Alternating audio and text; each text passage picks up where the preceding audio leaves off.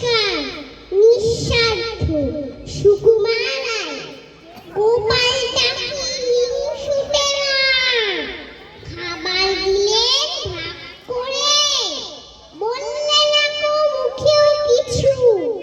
ফের ছুঁড়ে রাগ করে জ্যাঠাই মাঝে মেঠাই দিলে দুই ভাইতে খাও বলে 10টি ছিল একটি তাহার চাপতে দিলেন খাও বলে আজ যে 9টি ভাগ করে তাই চিনতে দিলেন গোপালকে তবু কেমন হ্যাংলা ছেলে আমার মাগি চোখ রাখে বুঝিয়ে বলি